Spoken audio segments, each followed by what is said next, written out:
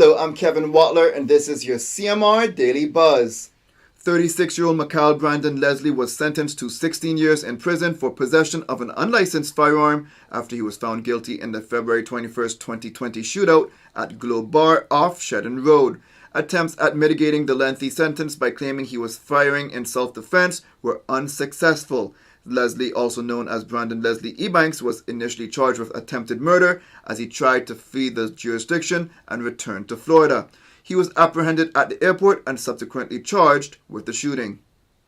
In a landmark case that saw two government agencies disputing power and roles, Justice Alistair Walters ruled in favor of the National Conservation Council. Justice Walters said the Central Planning Authority acted unlawfully when it approved an application to rebuild a cabana and seawall at Boggy Sand Road in West Bay.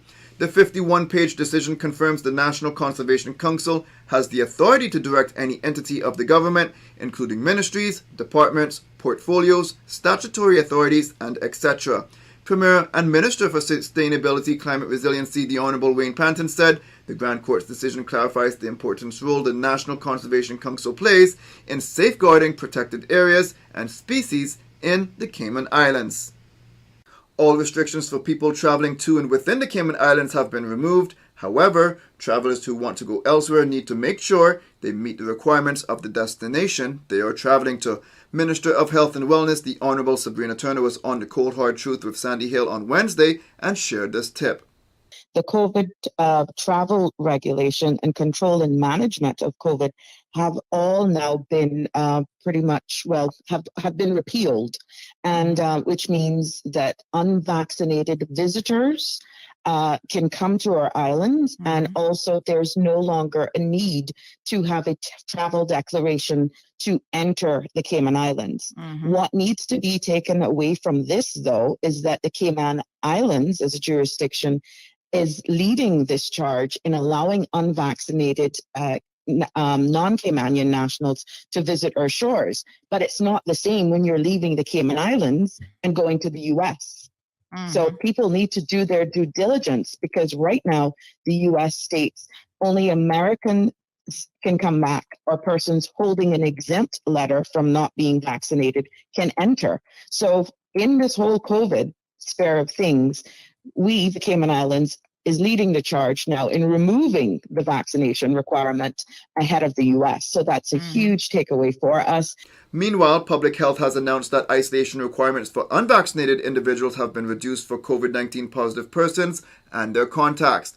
Vaccinated and unvaccinated COVID-19 positive persons will isolate for 6 days and leave isolation on day 7 as long as they have no symptoms.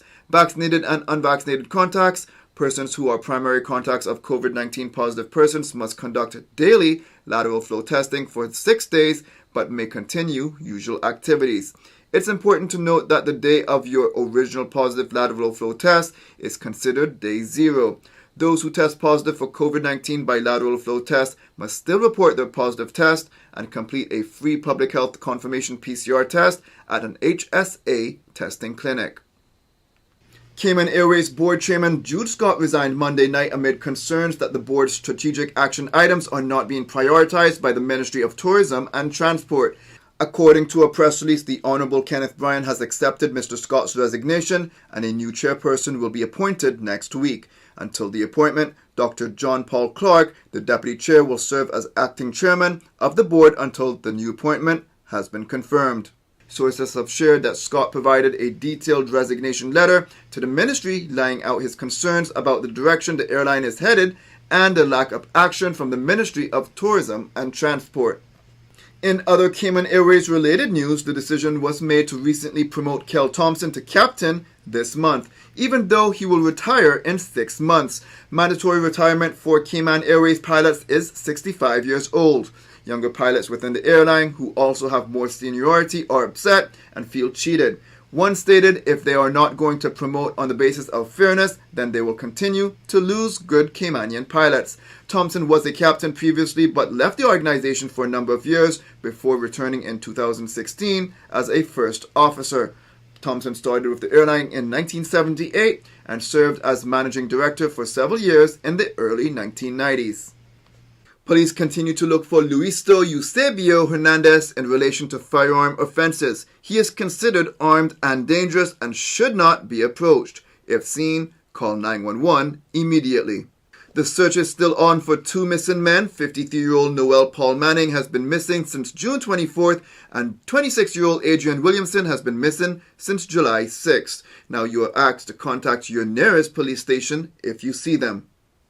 Police are asking for help to locate missing 14-year-old Brianna Ebanks. She was reported missing on Friday and has not returned home since. The teenager was last seen at a business on Eastern Avenue on Friday morning but did not attend an appointment later that day. She has since been in contact with family members but still has not been located by the police. Anyone with information on her whereabouts is encouraged to call the West Bay Police Station at 949-3999. Anonymous tips can be provided directly to the RCIPS via their confidential tip line at 949-7777 or via their website. More information on each of these stories can be found at caymanmallroad.com. Now for a Storm Ready Cayman update brought to you by Home Gas. Shower and thunderstorm activity remains disorganized, associated with a tropical wave located a few hundred miles east-southeast of the Windward Islands. Now, environmental conditions could become more conducive for slow development of the system in the next several days after it crosses the Windward Islands and moves across the eastern and central Caribbean Sea late this week into early next week. Now, please monitor this system and ensure you are ready should it develop and impact the Cayman Islands. Remember, we are approaching that time of year when the tropics usually become a lot more active. Storm Ready Cayman updates are made possible thanks to Home Gas. Now for your CMR weather update, it's brought to you by WG Charters. Sunrise at 6:08. Scattered thunderstorms are expected. The temperature rises to the high 80s, but it will feel much hotter than that.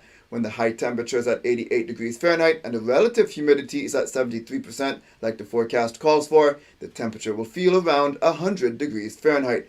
Winds east-southeast at 10 to 15 miles per hour, then the sun sets at 6:46. At nighttime, the temperature falls to the low 80s.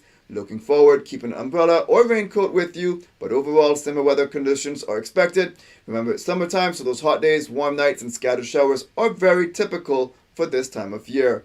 CMR weather updates are brought to you by WG Charters. They offer private boat trips for a great price, and we encourage you to support them. Now for some regional and international news. 2/3 of Europe is under some sort of drought warning in what is likely the worst such event in 500 years. The latest report from the Global Drought Observatory says 47% of the continent is in warning conditions, meaning soil has dried up. Another 17% is on alert, meaning vegetation shows sign of stress. Now the report warns that the dry spell will hit crop yields, spark wildfires, and may last several months more in some of Europe's southern regions. Compared with the average of the previous 5 years, EU forecasts for harvests are down 16% for grain, 15% for soybeans, and 12% for sunflowers. A 36-year-old Italian man has been diagnosed with COVID-19, monkeypox, and HIV following a recent trip to Spain. The Independent reported earlier on Wednesday that scientists confirmed this is the first known case of a person testing positive for all three at the same time. The patient developed a series of symptoms including fatigue, fever, and a sore throat 9 days after returning from a trip to Spain where he engaged in unprotected sex. Jamaica's Minister of Education says 167 teachers have migrated, resigning from their employment in the local school system in the last 2 months. The Jamaica Teachers Association warned the country to brace itself for a teacher exodus this year, citing over 400 teachers have already departed the island for job opportunities in the United States. The education minister said while the numbers are concerning, the problem is under control, noting that the ministry has put in place many strategies to alleviate the efforts of the mass migration.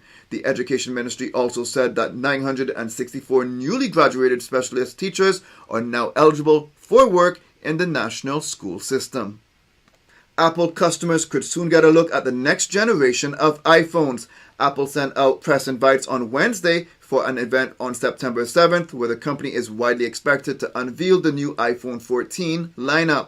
The event is set to be broadcast on Apple's website from Apple Park, the company's headquarters in California. In recent years, Apple has done most of its events virtually because of the COVID-19 pandemic. That's it for now on the Daily Buzz. Thank you for joining me. Please stay safe and God bless.